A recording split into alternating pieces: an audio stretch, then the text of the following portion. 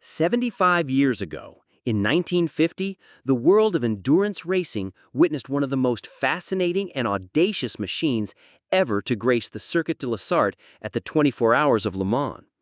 This was no ordinary sports car, no lightweight Ferrari or nimble Jaguar.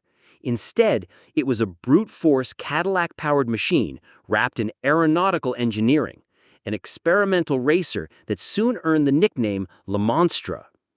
The story begins with Briggs Swift Cunningham II, a wealthy American sportsman born into the Procter Gamble dynasty. Cunningham was no stranger to competition.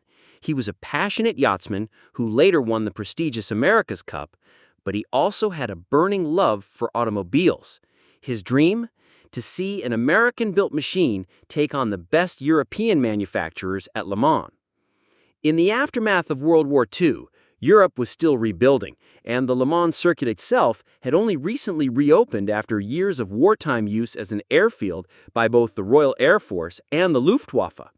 By 1949, racing was back, and by 1950, Cunningham was ready to bring his vision to life. To do it, he teamed up with Cadillac, borrowing the chassis and 331 cubic-inch V8 engine from the Series 61 luxury car. But while one of his entries, nicknamed Petit Pateau, looked relatively stock, the second was something else entirely. For this radical project, Cunningham turned to Howard Weinman, an aerodynamics expert from Grumman Aircraft Engineering, the company behind U.S. Navy fighter jets like the Hellcat and Panther.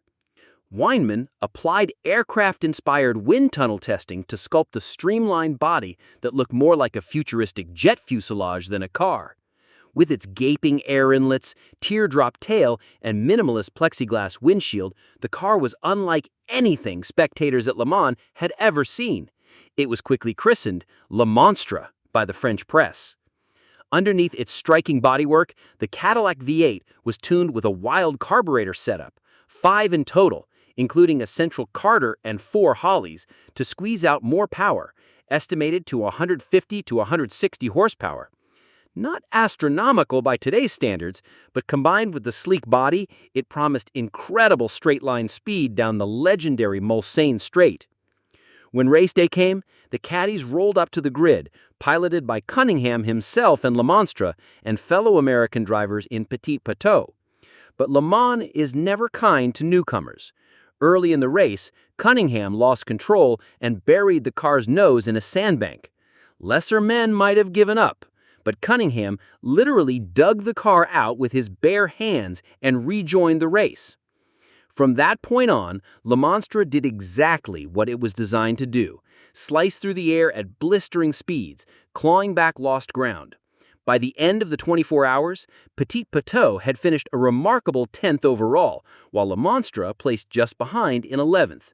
It wasn't a win, but it was a statement. An American millionaire had gone toe-to-toe with Europe's best and left an unforgettable mark. Though neither Cadillac would race again, they became legends.